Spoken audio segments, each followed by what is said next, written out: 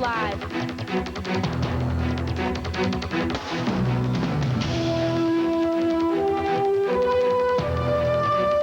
Last week, America suffered greatly. Thousands of our citizens lost lives. Thousands were hurt. But thousands of our citizens rose to the occasion to help. Last week was a really horrible week for America. But out of our tears and sadness, we saw the best of America as well.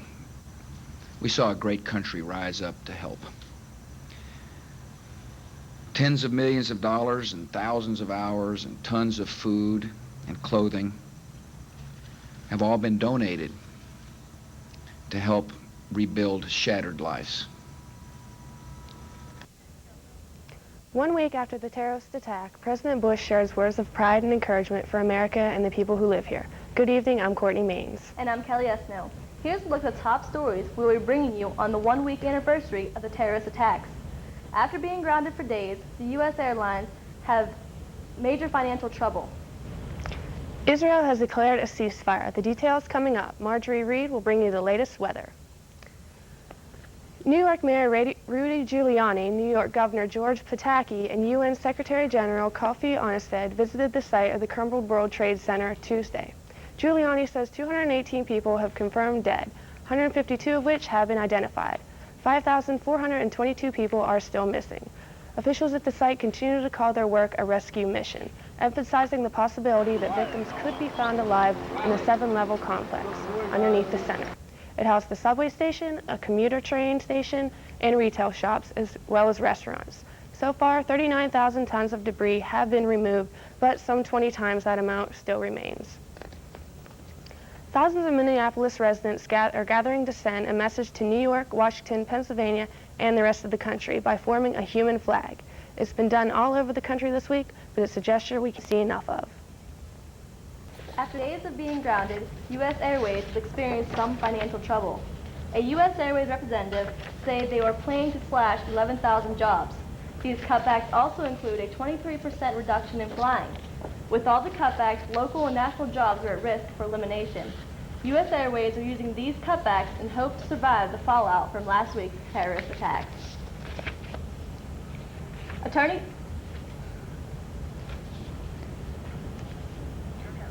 General John Ashcroft says known associates of the hijackers are believed to still be in the United States. At an afternoon news conference today, he also confirmed that investigators are looking into the possibility that more planes might have been targeted for hijacking by terrorists last Tuesday. A week after the worst terrorist attacks in U.S. history, anxiety is growing in Pakistan, with expected U.S. attacks on neighboring Afghanistan, where suspected terrorist Osama bin Laden is believed to be hiding. A truckload of soldiers rumbles across this winding road where Pakistanis are aware that fighters of the Taliban have taken oppositions on the Afghan side of the border. A New Hampshire doctor who once cared for Osama bin Laden's family in Saudi Arabia is speaking out in support of the millionaire terrorist. Dr. Terry Bennett says he is concerned about the family, especially the members living in New Hampshire, because they are being branded as evil. He wants to send a message that Americans are misinformed, that bin Laden is not a reflection of his relatives. He is a family outcast. As the United States ponders potential military action against the Taliban and Osama bin Laden, Russians are debating what role, if any, they should play. As one leading Russian politician says, the risks are serious, the benefits elusive. Jill Doherty reports from Moscow. Russia already is fighting its own war against what it says are Islamic terrorists in the breakaway Republic of Chechnya, losing 2 Jack. So why, some Russians ask, would they want to get involved in any U.S. military action even farther away? In the 1980s, Soviet troops fought a useless Cold War battle in the treacherous mountains of Afghanistan, finally pulling out after 10 long years. I think that Russia is not going to come once more to Afghanistan and to start a new the second Afghan war, because the lessons of the first Afghan war were very painful for Russia. They led into the collapse of the Soviet Union.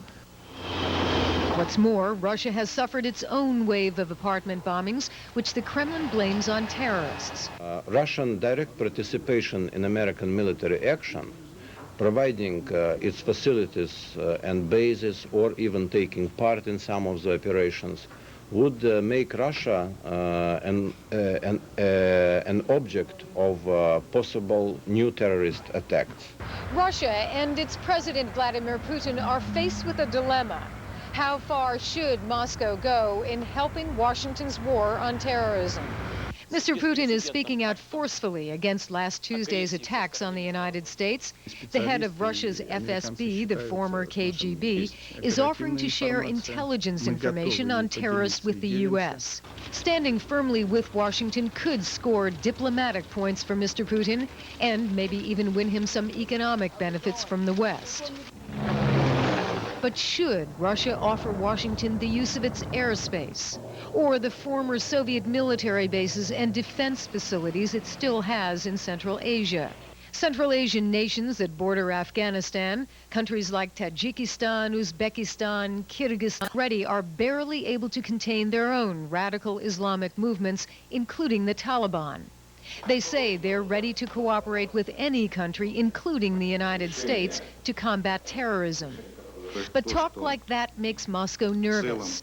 Introducing U.S. military forces to Central Asia would place them squarely in Russia's backyard. And any military action could threaten to destabilize an already fragile region. Jill Doherty, CNN, Moscow.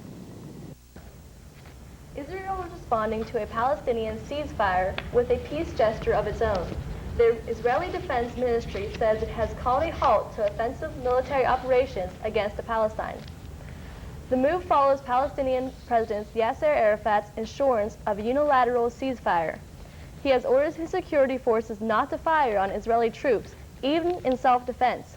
Both sides have come under increasing pressure from Washington to work out a truce. In the wake of last week's terrorist attacks in the United States, Mike Hanna has more from Jerusalem. Days of the most intense diplomatic pressure brought result, the strongest public commitment yet to a ceasefire from the Palestinian Authority president. Last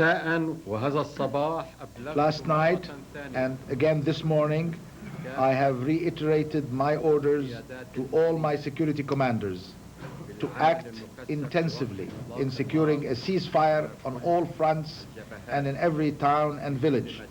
I also instructed them to exercise maximum self-restraint in the face of Israeli aggression and attacks. Within hours, the Israeli Prime Minister instructed Israeli forces to end all offensive operations.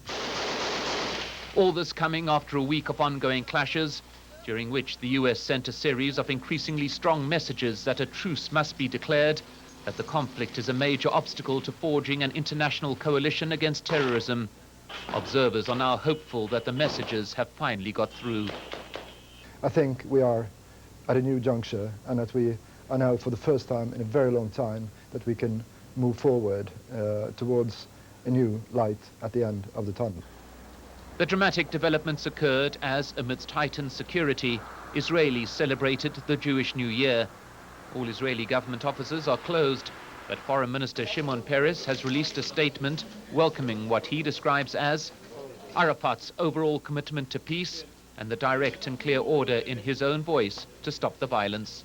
The wait now to see whether verbal commitments are implemented on the ground.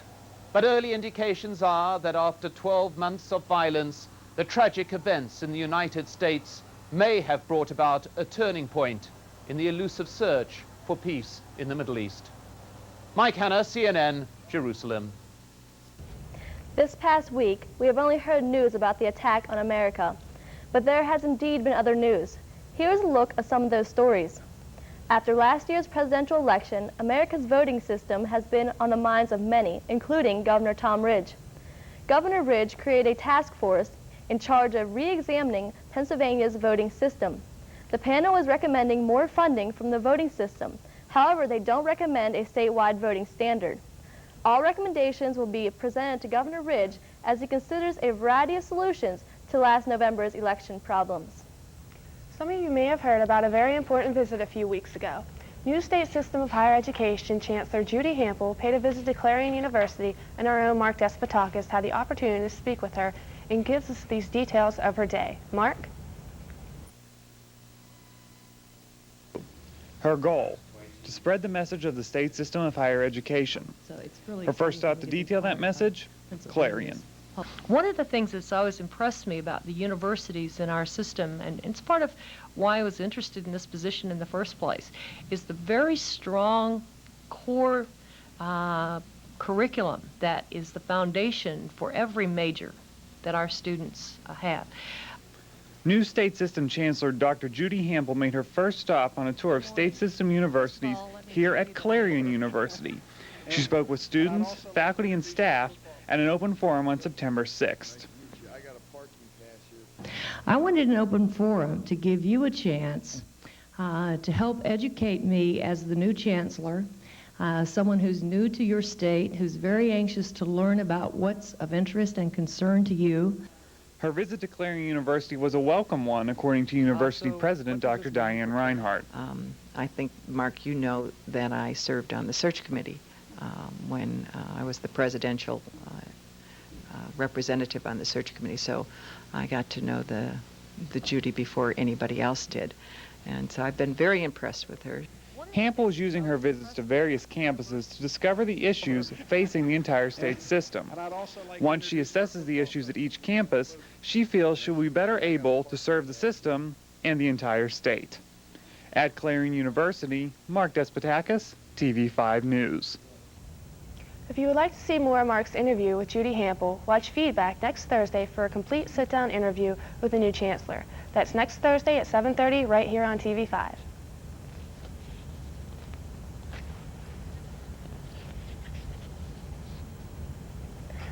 Also in university news, Clarion's Speech and Debate Department will hold their first debate of the semester. Clarion University professors will debate how the United States should react to September 11th attacks. Dr. Diane Reinhardt will be moderating the debate, which will take place tomorrow, September 19th, in the Hart Chapel at 7:30. The debate is open to the public.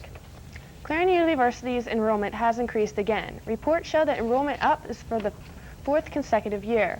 This year, 6,252 students has increased by 116 students since last fall.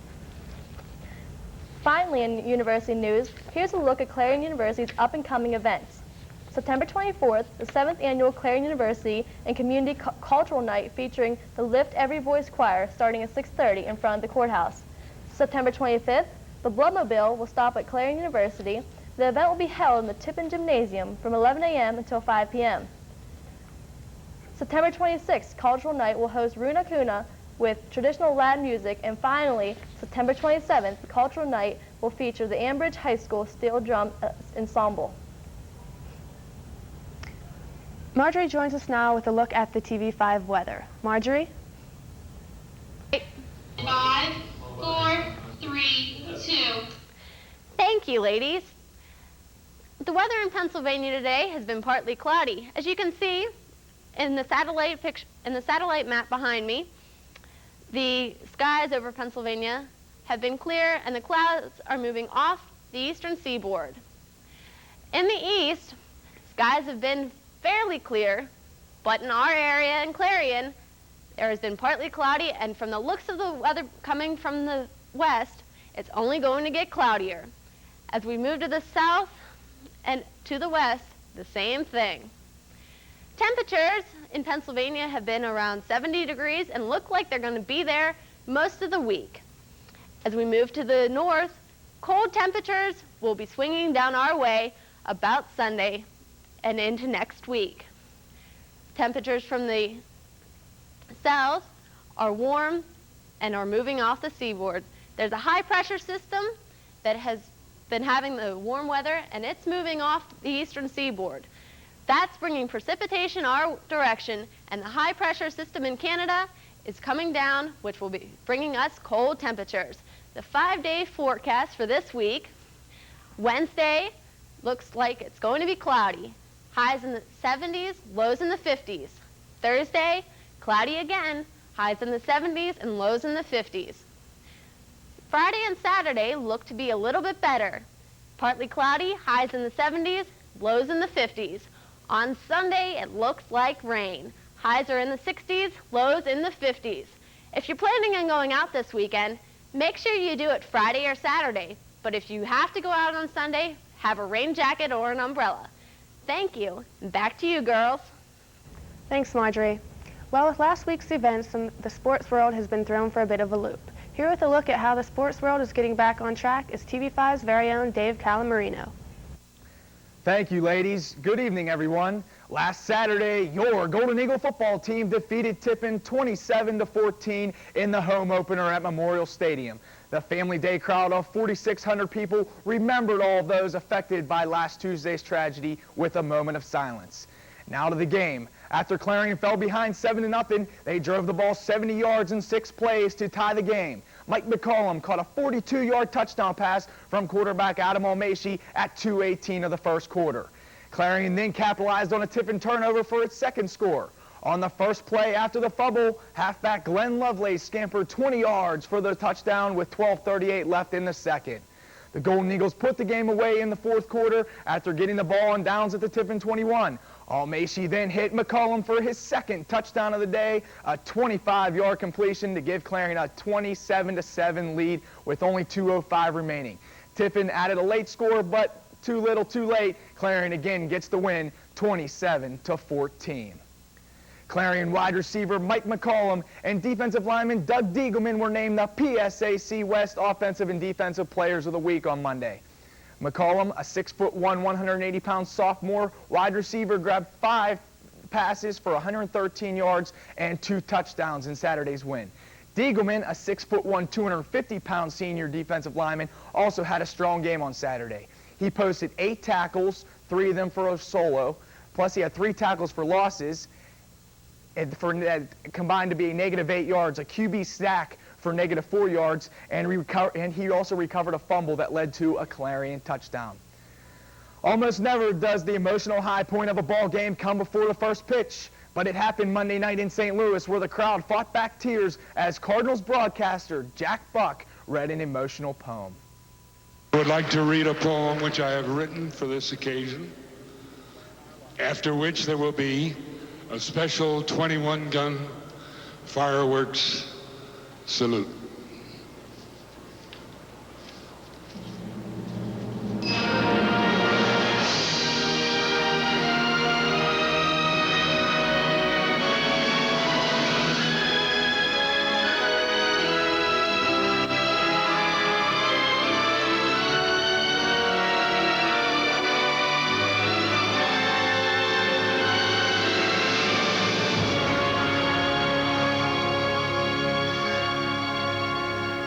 Since this nation was founded under God more than 200 years ago, we have been the bastion of freedom, the light that keeps the free world aglow. We do not covet the possessions of others. We are blessed with the bounty we share. We have rushed to help other nations, anything, anytime, anywhere. War is just not our nature. We won't start, but we will end the fight. If we are involved, we shall be resolved to protect what we know is right. We have been challenged by a cowardly foe who strikes and then hides from our view. With one voice we say, we have no choice today. There is only one thing to do. Everyone is saying the same thing and praying that we end these senseless moments we are living. As our fathers did before, we shall win this unwanted war, and our children will enjoy the future we'll be giving.